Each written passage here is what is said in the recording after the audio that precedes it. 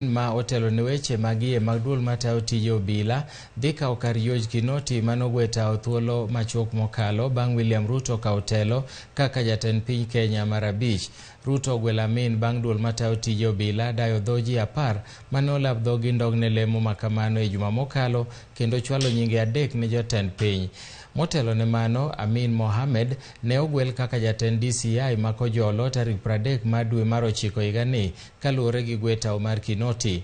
Amin noriwore kod bad migawo mar obila higa 1989 kaka japuonj mar obila ma kadet kendo kaluwore gi tich maber ne omede lemo kaka jatend okwach kich e gwenge mag holo mar Okak, Masawa kod Imbo mar Kenya.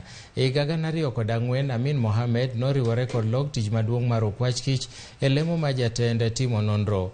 Amin bende ogwel kaka jalup inspekta matayo weche mag iye ma DCI e higa mar 2019. Moko kuom ji ma bende ne omuonyo law ne lemono gin kaachiel gi Munga Nyale, Nicholas Kamwende, Eliud Lagat, Dr. Simon Wanderi, Esther Seronei, Bernard Walumolu kaachiel gi David Birech, Paul Ndambuki kod Michael Wiso.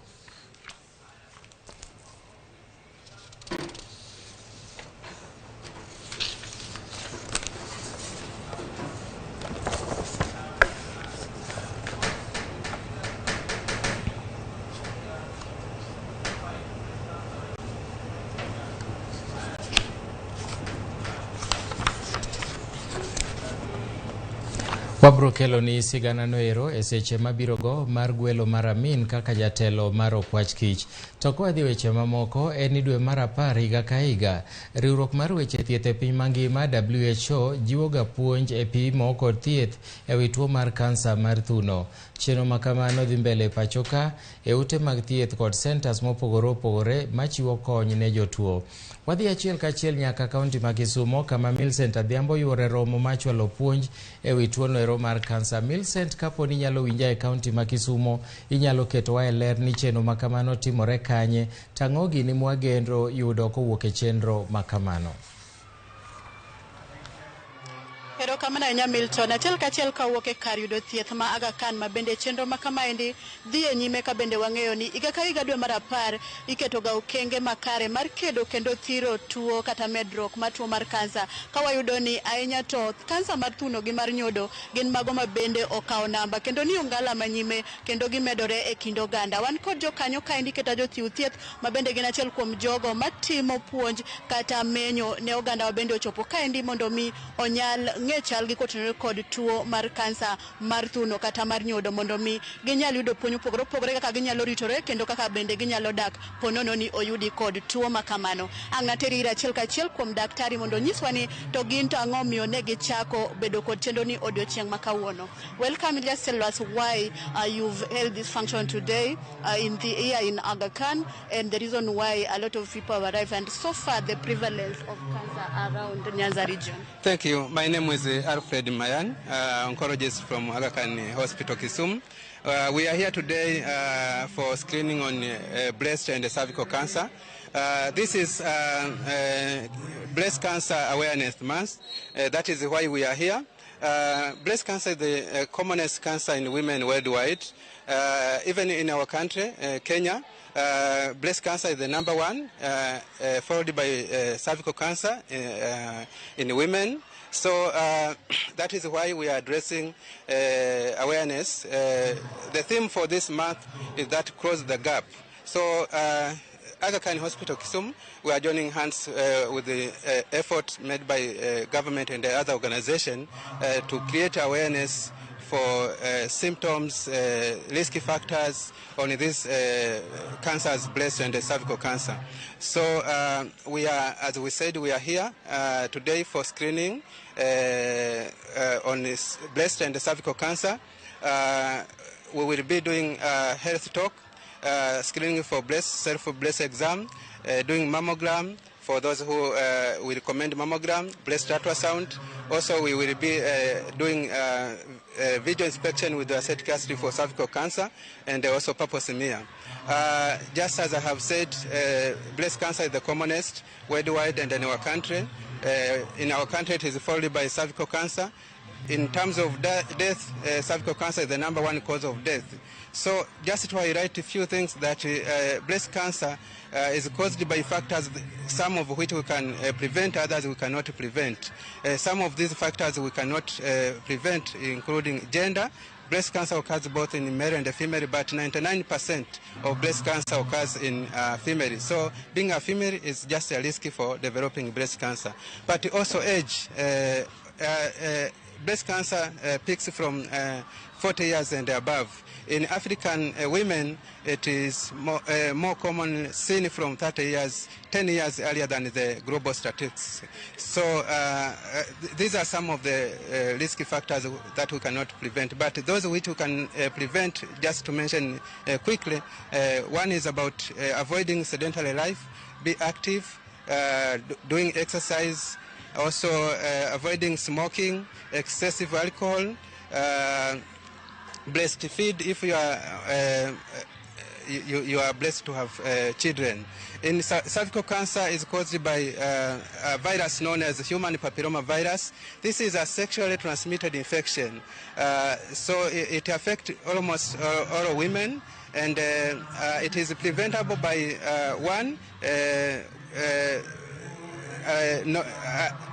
giving knowledge to the community about the infection, how it is being transmitted.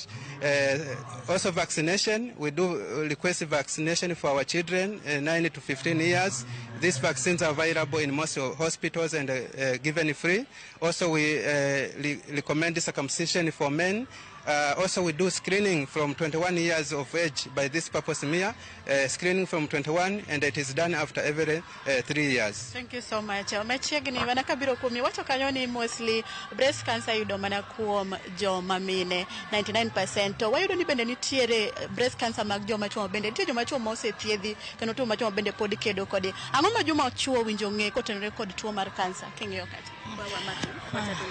Erokamano, an nyinga Mildred Oluoch, atiyo gi Dr. Mayani, an nurse ma thiedho kansa. Koro kansa, kako wachno, mako thoth mine, to chuo bende gimako. 1% ma chuo yudo kansa mar thuno. Kendo wasenenogi, wathiedhogi, to gin be gin kod wich kuot, ok gidwa ni gichop. Emomiyo okang' makama ne wakao ni ji duto, obed chuo, obed mine gi nyiri machakre higni 21 mondo gichop oko, mondo wang'igi nono. To mae ok onego bed ni en dwe kende ma ibiro mondo ng'i ni in gi kansa. Onego bed ni kawo kinde, higa ka higa, ibiro e osiptal ting'iyi. Nikech parie niki oyudi gi kansa to ni nyalo geng'o. Ibo tiyo gi pesa mang'eny kabisa. Koro lo mondo ibichon, mondo igeng'e, kata gidetekte early mondo thiedhi. Koro mana ka wadhi nyime, statistics alwora mar Nyanza kaendi gi jogo mosegamo kata moseyudo tuono, medruok chalo nade kata kwan chalo nade alwora wa mar Nyanza? I Nyanza ka kansa atamalo ni malo kabisa, moloyo kansa mar thuno gi kansa mar nyodo kuom joma mine. Kuom joma chuo, kansa ma prostate ng'eny kabisa, gin ema gi lead to gin ema gi miyoga ji tho kabisa. Koro ging'eny kabisa, kech wayudo joma ng'eny. Koro kwayo ne oganda mabende pok ochopo ka mondo ng'e chalgi. Akwayo oganda mawinja kanyalre turingu bi mondo wapimu joma chuo manyalo suspect ni gin gi kansa, kata joma mine gi nyithindo manyiri machakre higa 21. Warwako kawuono wachiwre ni watin oganda nono. Erokamano. Erokamano ahinya. Mana kamano Milton, kionge penjo moro amora kotenore kod weche mag neno ni oketo kenge mag thiro kata kedo kod tuo mar kansa, obed mar nyodo, obed mar thuno, to inyalo penjo. Ka kamano kionge godo to an kuomi mondo idhi nyime gi thuolo ni kelo weche manyien ne oganda jo Kenya. Millicent, ne nitie report mane wayudo ni nitie miyo moro ma bende ngimane ok ni kama ber kaluwore gi masira mar mo. Akia ni nyalo ng'eyo chal mare gi e kinde ni?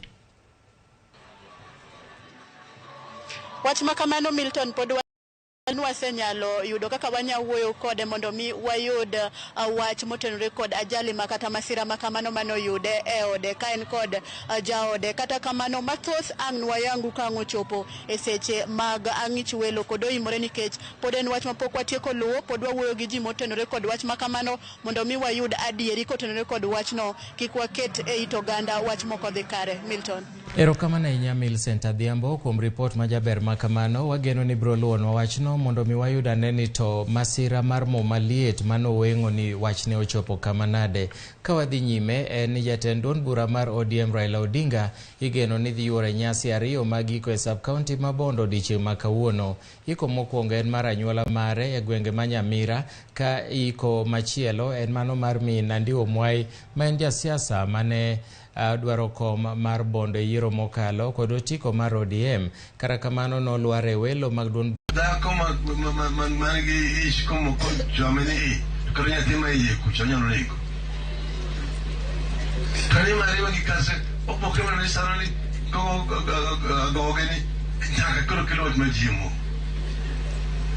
To pinje machalo kaka Jerman, jo Faransa, jo Sweden, pinje ma osetimo gimiluongo ni research wachno, osekwani kodhi ni ok ber gi gima mar dhano.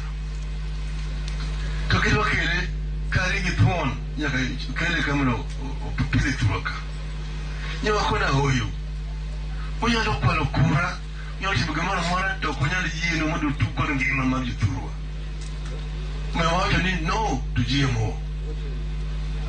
No wachang'o? Ni GMO wawacho jothuro mondo otamre kik yie. GMO ok obi yienegi mondo gitim kamano. Koro wan kane wang'iyo wajumbe nigi korgi kucha magigoyo. Puro goyo. Wan gi gavana ka bende ni kore kumogo kucha. Bifuro go kucha. Alde kama tisha anang'ena bana magoyo. Babro go maber ahinya. Omiyo jothuro mondo yikra ni wadhi nyime. Onge dok chien. Jothuro yie? Oyikru? Ano kana mudho lai e ot. Omiyo kaka udana ng'e kaka sega bende ndalo duto. Onge dok chien. Ndio wacho ni biro chopo kama biro nyiso jopiny waluwo koni. Biro machiegni. Kwa hivyo sasa hawa wanataka niongee mambo mengine, sitasema hapa. Tuko na pale nyingine naenda nitaongea kwa lugha nyingine. Lakini hapa tuko kwa matanga, tuko na majonzi, na vile sisi tunasema Wakenya wote bado wako na majonzi. Kwa sababu uchaguzi imemalizika lakini sherehe hakuna. Wakenya wana huzuni. Na mimi nimesema panapodhiki baadaye mwishowe kuwa na faraja. Kwa hivyo tunasema Mungu aweke ndugu yetu pale pema peponi. Erugamana.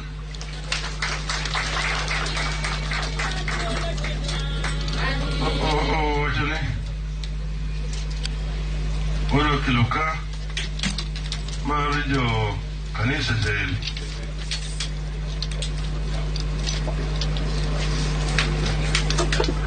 Majo kanisa 20,000. Jokwa ya da kupama no. Kendo marijo dala be jakomo chako medo another. Gie kinde ni ripot machoponwa en ni jatend piny Kenya William Ruto osechopo e gwenge ma Mwea kama odhi yango yaw moro mar kuopi e puothe ma Mwea e alworano ero ka bende wabro kawo thuolo makende mar dok kono achiel kachiel e seche mobiro chako loso gi jopiny. To ka wadoki e sigana mokwongo en ni jatend piny Kenya William Ruto ogwelo Amin Mohamed Ibrahim kaka jatend okwach kich manyien. Mohamed Amin motelo ne weche magi e kaduol matayo tije obila dhi kawo kar George Kinoti manogwe tawo thuolo machuok bang' William Ruto kawo telo kaka jatend piny Kenya mar abich. Ruto gwelo Amin bang' duol matayo tije bad migawo mar obila dayo ji 10 mane olap dhongi ndogne lemo makamano e juma mokalo kendo chwalo nyinge adego eko ne jatend piny Kenya.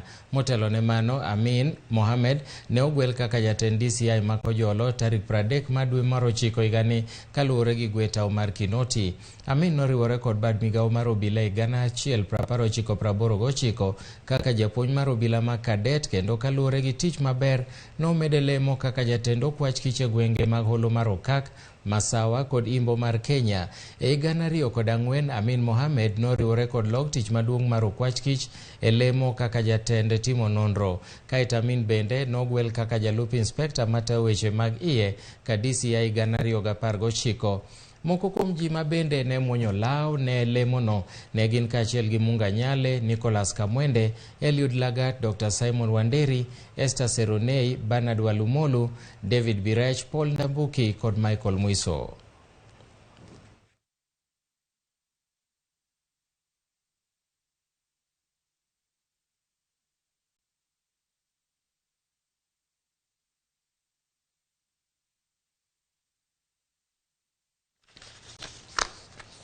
Apisa moro mar obila ne owang' mowito ngimane e kinde ma jowetene ariyo to noyudo hinyruok marach otieno manyoro kaluwore kod masira mar apaya manotimore Olalo Mafuludhi e apaya mawuok Siaya kochomo Rang'ala. Apisa adekgo wachore ni ne nie sapar kochomo boma ma Siaya kowuok Ugunja e kinde ma nyamburko margi mane giidho notuomo chumbe manie geng Olalono kendo muoch mach. Kano yango masira makamano, komanda mar obila e sub-county ma Siaya Benedict Mwangangi nowacho ni obila achiel nowito ngimane kanyo e kinde ma jowetene ariyo manoyudo hinyruok marach to nodhi nyime gi yudo thieth e osiptal maduong' ma kaunti ma Siaya. Ringre obila mano olalo ngimane nochwale kar kano ringre jomotho ma Siaya Referral Hospital.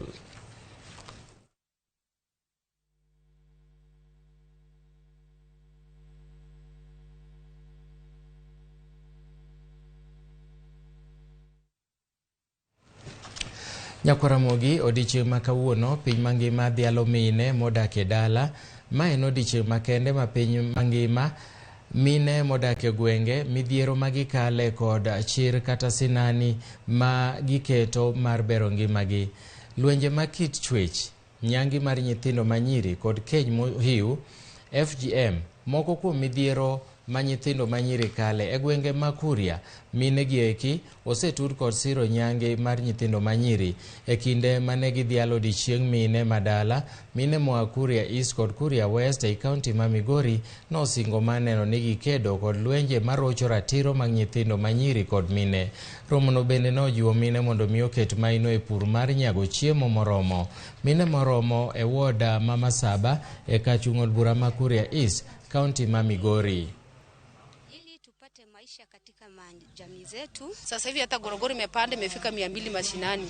Imekuwa ni shida kwetu kwa watoto kulipia na hata kwa watoto kwa nyumba kukula chakula. There's a link between women economic power and harmful cultural practices like FGM, because it has been proven that women who are really doing well economically, their girls or their families are protected from some of the common harmful cultural practices like child marriage, like FGM, and even in our own chamas that we've worked with.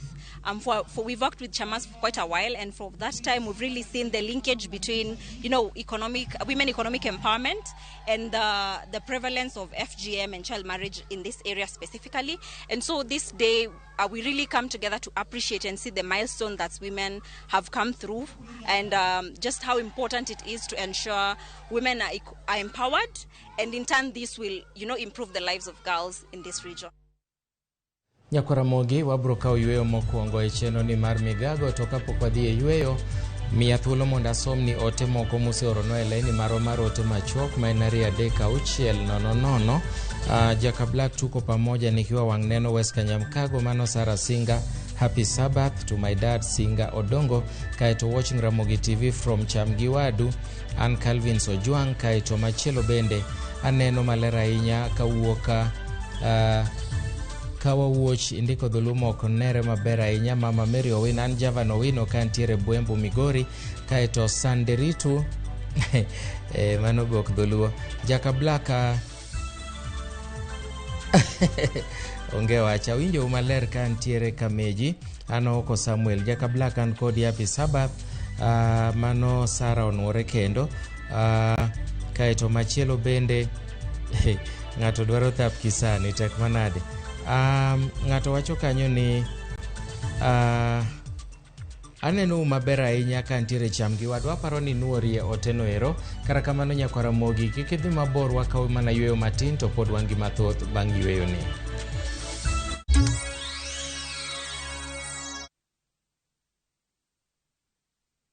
Collect fare kwa boda au matatu ukitumia ViewPay cashless na uqualify for bima ya 100,000 shillings pamoja na medical cover ya 20k na permanent disability cover ya 100k kwa 5 bob pekee. Dial *236# today to start using ViewPay cashless.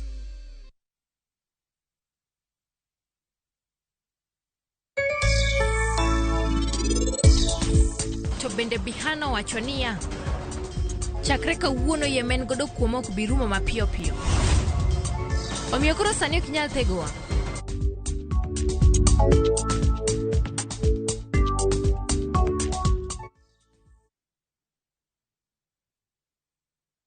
No matter what you're going through, when the clock strikes the hour, you have to chin up and do your thing. It is people who make you a celebrity. You've seen them on TV, online, and listen to them on radio. But do you really know them? I still can't help but wonder what type of lawyer I'd have made. From humble beginnings, we had fun in Dandora. Those estates, A1. To their success stories. I've become this highly sought, people calling, my good friend, come, how do you feel? And their struggle. Pain of sitting there with your child, asking questions, that pain is just on another level. Catch this riveting stories of your favorite media personalities on Behind the Mic with me, Cynthia Mwangi, every Friday on Citizen Digital Lab.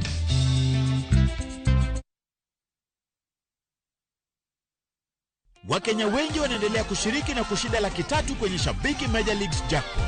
Mimi naitwa Bramwell George Kitai kutoka Nakuru. Nilijaribu kucheza hii mchezo wa Shabiki na nimeshinda shilingi 1,300. Watu wote wenye mnasikiza kwa radio ama mnaona kwa TV, mjaribu hii mchezo wa Shabiki, mjue watu wa Shabiki ni watu wa ukweli. Mimi ni shabiki, je wewe? Kuwa mmoja wao. Cheza Major Leagues Jackpot kwa shilingi 10 pekee kwa kutuma neno MJP kwa 29063 na waweza kuwa mshindi. Shabiki Major Leagues Jackpot, the easiest jackpot in Kenya. Not for persons under the age of 18. Betting can be addictive. Play responsibly. Shabiki.com is authorized and regulated by the BCLB. License number 416. Shabiki.com.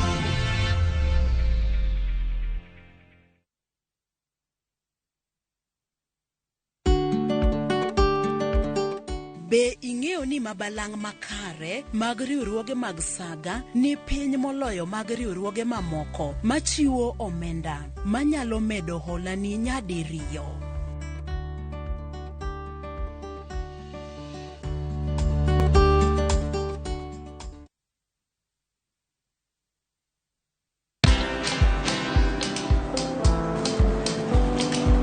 Chal nade?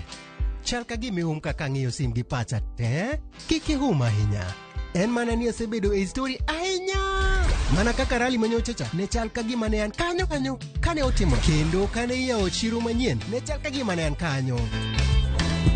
Sama ne imiyo welo mapacho ka nengo mogonyore nam chumbi, ne antie. In bende, inyalo bedo e story kamora mora. Download mana Citizen Digital. Bed iyo ng'ala manyime, gi weche manyien, ka gi tuch, kod gik mamoko, ka gi timore kendo pogre pachoka, kod pinje ma oko.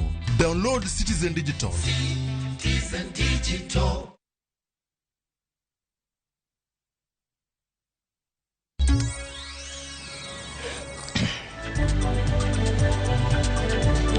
Machiegni kendo, jodak maudli apaya makang'edhe e kaunti ma Nairobi gedo mar kar chungo geche magiwacho ni okotim kaluwore gi chike kuonde chungo nyamburko.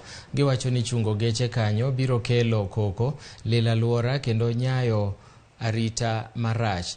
Jodago eko noromo gi jotelo mag duol mochung' ne weche mag apaya e bombe kata kura, kama bende ne gibedo gi winjruok ni ka chungo nyamburko ok nyal gere kuonde dak, kendo giseyo MCA makanyo Davidson Gibuini ma kuom sidho chenro mar gedono ma ok okawo pachgi.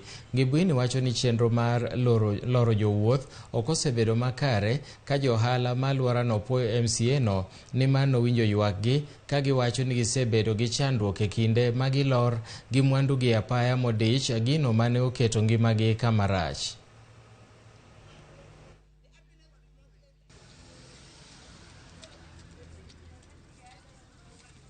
Opposed this the building of these bus stops outside people's residences, obviously because of the kind of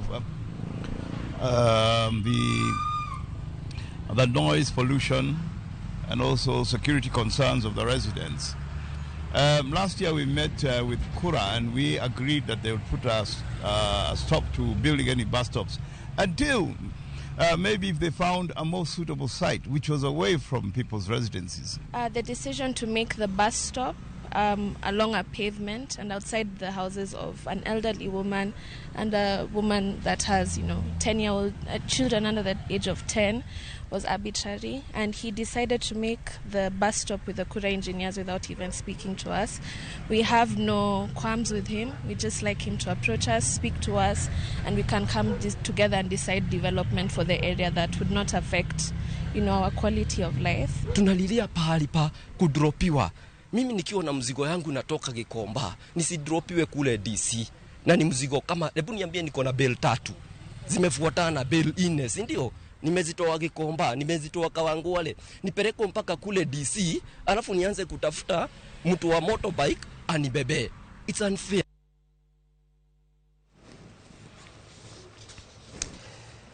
Ramogi pod wadhi nyime gi weche manyien kowuok e Ramogi TV. En geno mara ni kama intiere imedo neno Ramogi TV e cheno mar Migago, kendo wamedo jiwi ni mondi or oteni machuok kokale namba marwa mara 236000. Koth mapek odau kayamo mager nowalo mabade ma kilese 3 e sikund primar manambale Aban kod kilese mamoko 2 e sikund primar mar Madibo e ward ma Buhayo East, Busia County. Masirano noweyo jopuonjre maromo 400 ka onge kuonde somo. Jaod bura manambale Geoffrey Mulanya manolimo skundego owacho ni jopuonj nyaka ne ni jopuonjre ni kare e kinde makoro dhi chuno mondo mi giriw kilese. Ma kata kobedo ni jopuonjrego kilese ma gintiere go kwan gi ni piny ahinya. Sikunde 2 go eko ni kod jopuonjre maromo 700, moko kuom kilese go sani ting'o nyaka jopuonjre 70 ma okalo kwan moyie kod bad migao mar somo.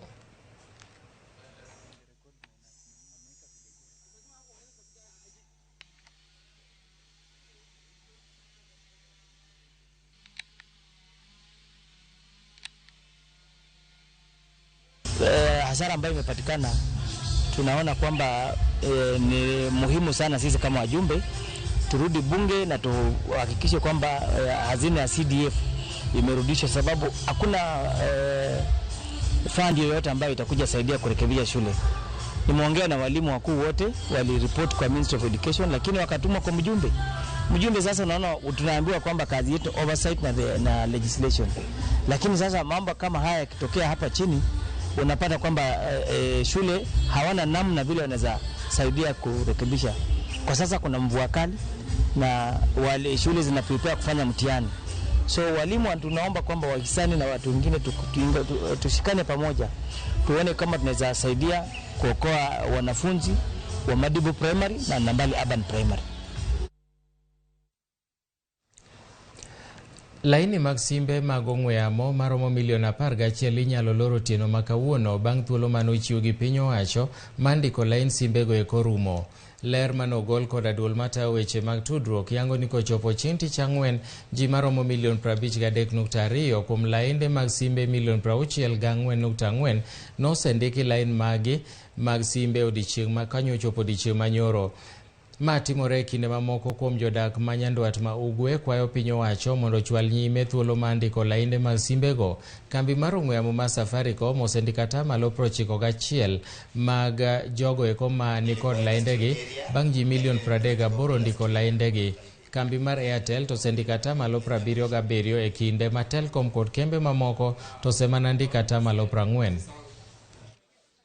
Nikasema kwa sababu niko na shughuli huku nikuje nifanye shughuli zangu huku za hizo mambo za line. Tunataka watu wa Safaricom pia wasaidie wananchi, ni wao wenyewe ni wenye biashara, ni mzuri wao wenyewe pia wafikie mahali ambao wanaweza kuwafikia wananchi. Kuna maagent wako hapa nje wanakusotoa hapa nje, kama uko na original ID, kama uko na passport pia yenye uliregister nayo tunakusotoa hapa nje, lakini kama uko na waiting, kama ulipoteza ID hiyo na queue line utasoti huko ndani na kila kitu itakuwa sawa.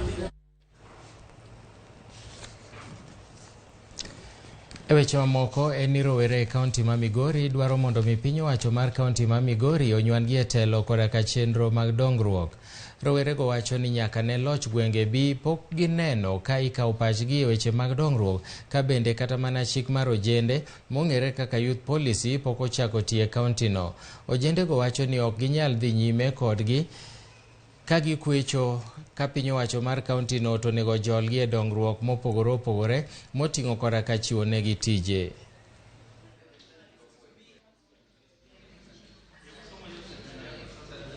Tafadhali tulikuwa tunaomba wakumbukwe kidogo waweze kuelimishwa na kupewa ujumbe ambao utawasaidia, na pia tuweze kufahamishwa kwamba saizi kazi za kiofisi zimepungua, lakini kazi za kujitegemea zinaweza kusaidia zaidi kwa maisha yetu.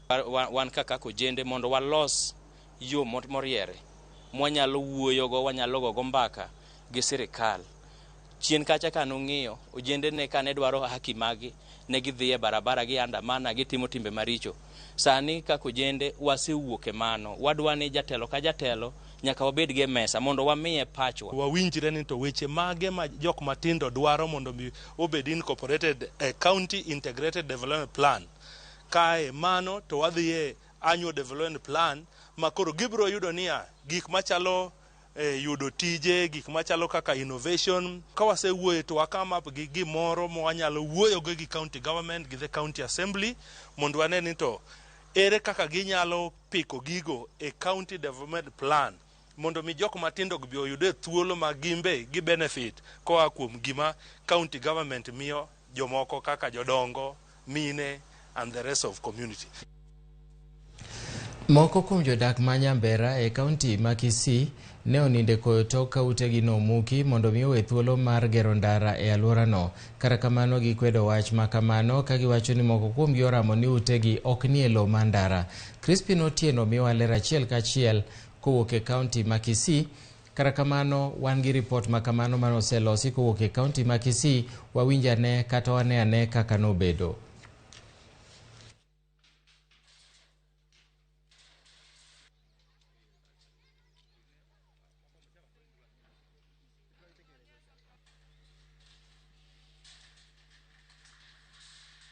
While we are not against the developmental agenda of the governor of Kisii, we only question the manner in which things are done.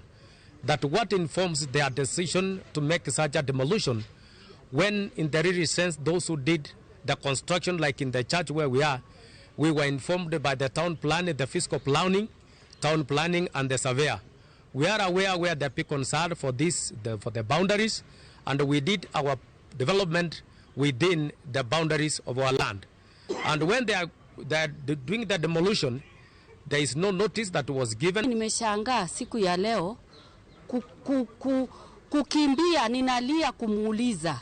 Hii ndiyo asanti kwa njia ya kubomoa mali ya wananchi wa hii nchi. Sababu angetupa hata siku 3-2 ili kanisa lijipange, tujue hata vitu zetu tutaweka wapi.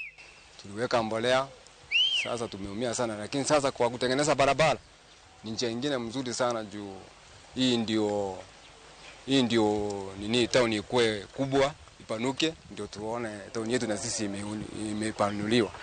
Sasa tunakuomba misaarati, hii kazi unafanya ni nzuri, hata ingalao tumekuwa affected. Tunakushukuru sana, waendelee tena. Ramogi wachope giko mar weche manyien mag Migago gi thuolo ni mana matin nono ote machok muro nwaka Milton Jakabla kwa mor gi Migago ifuambo nwa maler sidang half sutoro mi otwi aduwa mano tomo mino kani karateng nyawita village erokamano jadhot kaeto James Ojwacho wacho ni winjowa maber Kenya Maji SDA Church Vin kawuok game Kambare Ramogi ayie kaka omiwa news makare Jakabla kaneni maber kabisa kendo Ramogi neno maler kabisa ma Lennox kantiere kachieng bongo Kabla kaneni maber Dede Ann Francis Okongo mar Ramogi kaeto Vincent Ogola wacho na luo Ramogi maliu mokalo kantiere mbalariany mamoi Eldoret kaeto Morin kanitiere Ralicha Kadwet wacho no neno kendo winjo gombo penjo wach matuo mar kansa mano bire cheno mar penj laktar chieng' wuok tich nyaka tich abich odhiambo chakre saa 12 nyaka saa 1 omiyo kithuologo inyalo penje tuo mar kansa kao kamano nyakwa Ramogi waiko ni mathoth mokalo mwabro kelo ni weche manyien mag ang'ich welo kaachiel go imore bang'eno. Bang' thuolo machuok Kenya koromo saa 8 wabro duogo kendo gi chenro mar pautuke. Bed godi chieng' mokwe nyinga Milton Ochieng' awuor.